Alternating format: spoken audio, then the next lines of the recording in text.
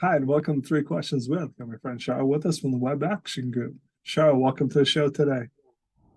Hi, Kevin. Nice to be here again.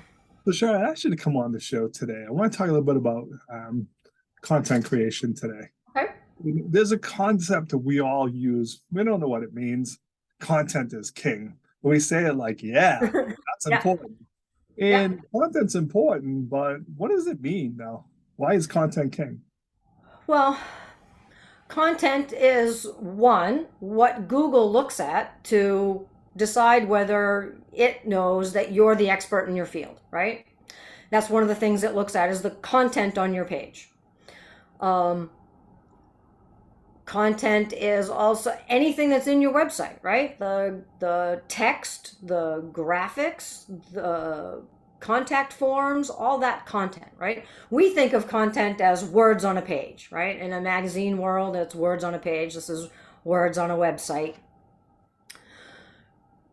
So a lot of the websites that we see don't have enough content on them, right? They simply don't have enough words on the page, or they have too many words on the page that don't really relate to the topic of the page. And so creating content becomes a real chore for some people, right? It's very difficult for them to come up with all kinds of new, fresh information. And I mean, and for each individual business owner, I have the problem myself, right? I'm the cobbler that has no shoes, right? I'm the last one who writes content for myself, right? Just like Um, the cobbler's kids don't have shoes, the carpenter's house is always in disarray. Um, we focus on our clients, just like most other professionals in a small to medium sized business, right? We're so focused on our clients and the content that they need. So we have different types of content for the web. We have what you might want to post on Facebook, it's or TikTok or LinkedIn, right? Those are going to be different venues with different formats of content to get the best bang for your buck, right? So LinkedIn's more of a business to business atmosphere, right? So that has to be written in a certain way. If your clients are certain, if our clients, customers are of a certain demographic, we want to make sure that we're writing content specifically for them. Did that answer your whole question? yeah, it makes sense. But one of the words you use, Sheryl, is fresh content. Yeah. And I laugh because, as you know, I like to do videos and I share a lot of networking tips. But some Mhm. days I'm like, I look in what I want to say. I'm like, Kev, you've made this video a lot of times, and it's just like, there's days I just feel like I've said everything I know, Sheryl. So Right. now what do I do? Is it okay to bring back some of the old stuff? Of course, yes. Especially if you got a lot of traction from it the first time around, right? People are interested. And some of your followers may never have seen it. And you have new followers all the time that certainly haven't seen it. So, anytime you're in a business arena, like I said, it's your audience, right? You got to write for your audience. You have to make sure that you're gearing your conversation, your text conversation, to entice them to do something you want them to do, right? Especially on a website. Do we want them to sign up for something? Do we want them to buy something? Do we want them to continue reading, right? Is that the purpose of my site? So the content that's developed is always for a purpose. So for you, yes, repeat. I would put it on a schedule, right? Just like you would a seasonal business.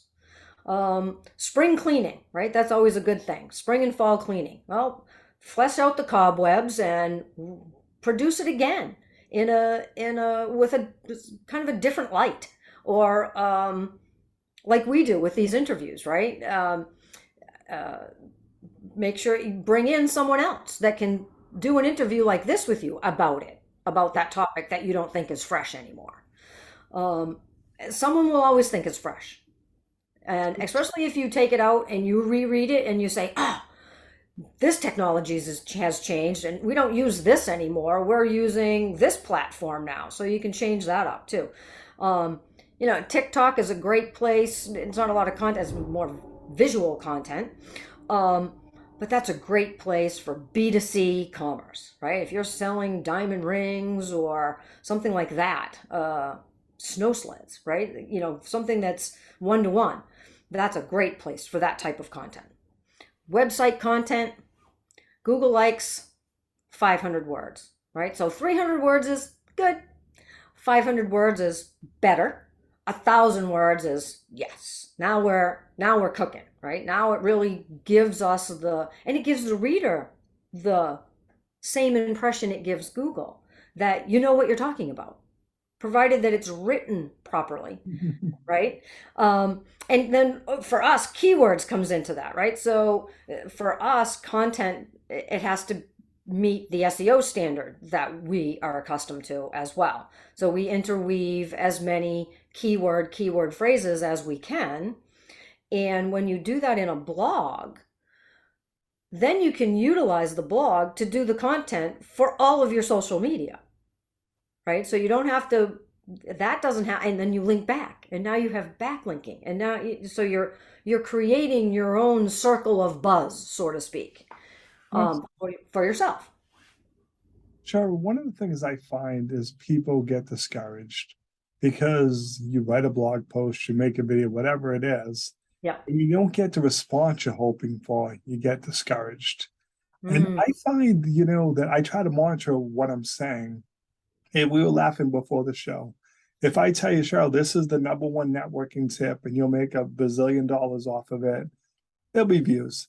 But as soon as I say, Sheryl, let me talk to you about a mistake I made yesterday, my views go through the roof. Right. People like when you're real.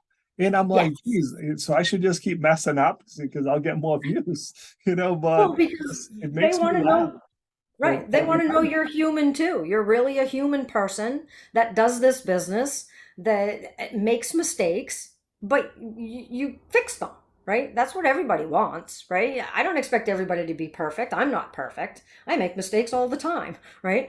I think that's why that type of content gets a lot of traffic, especially in the video world, right? Especially if you're doing it as a Facebook Live or a format like an interview format, and get together and do a video, a couple videos about the mistakes that people make in networking, right? I've made blunders, right? And a couple of things that I thought were blunders turned out to be an excellent way to get introduced to this person, right? Because I just kind of stepped into it, right? And I stepped in it, but I saved myself.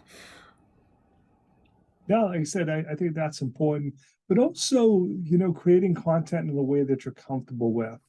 Because Yeah. as you know, I love videos. And I would just try to convince everyone in the world to do videos.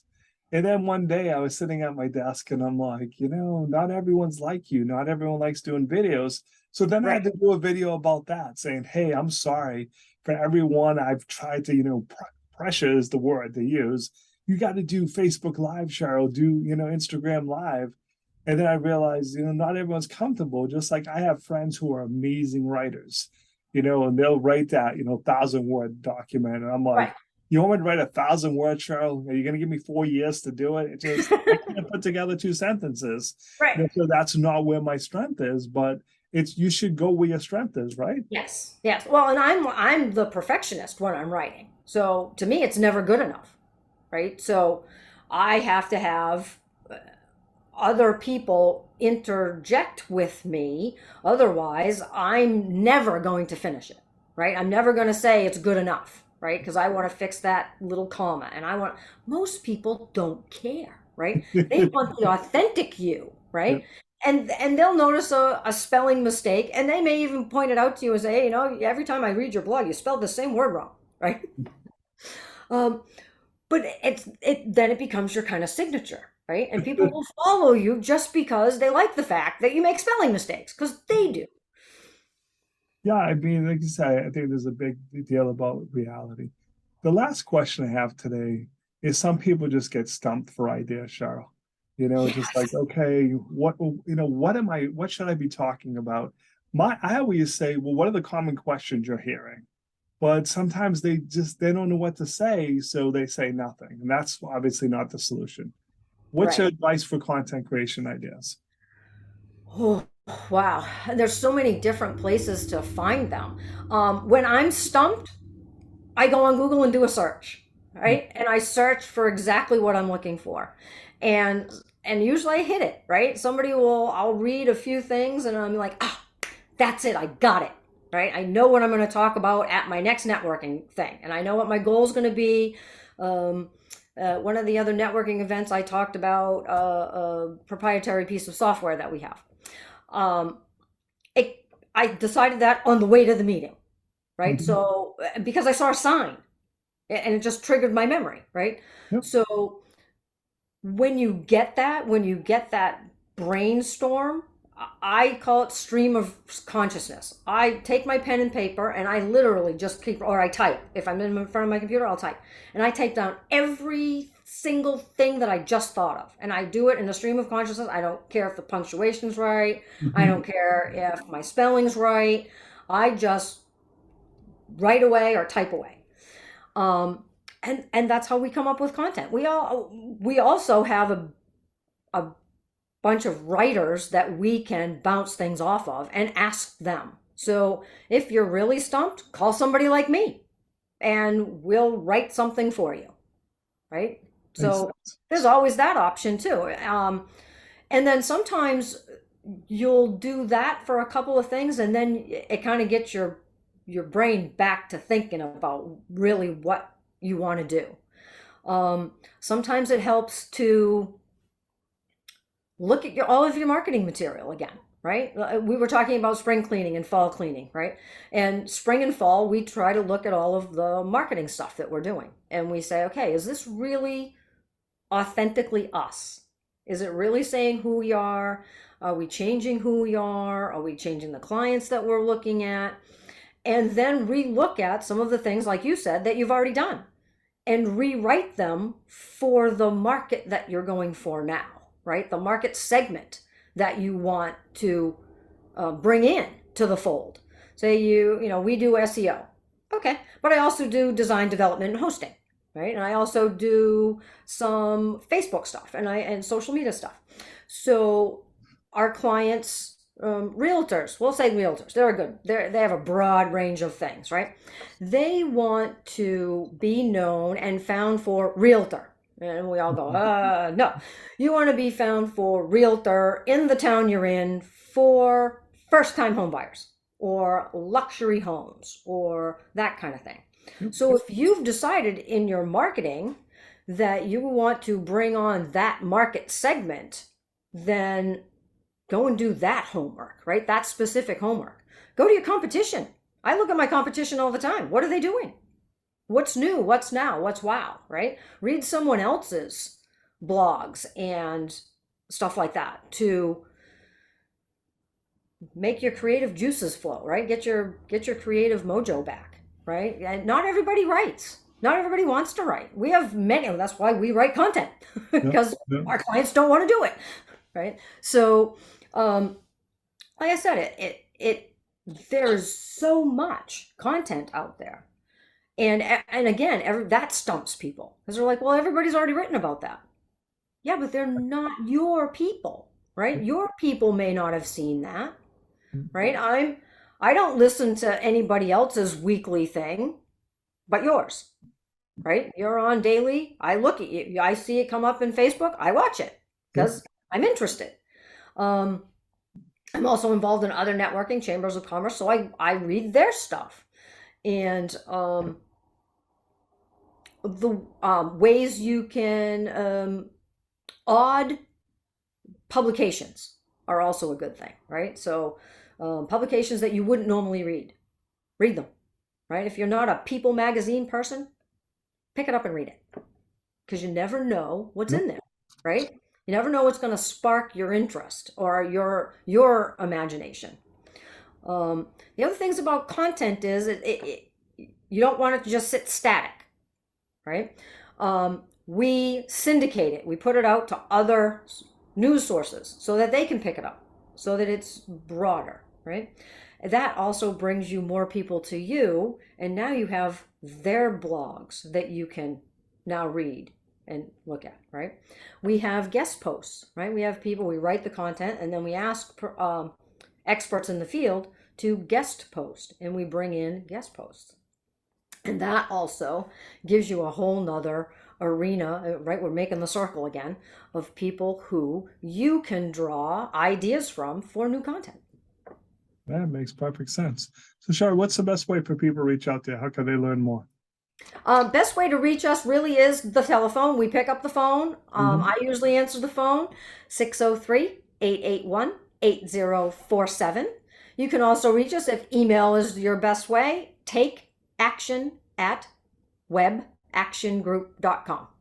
So I appreciate you taking a couple minutes to come on the show. And as always, thanks for being my friend. Thank you very much, Kevin.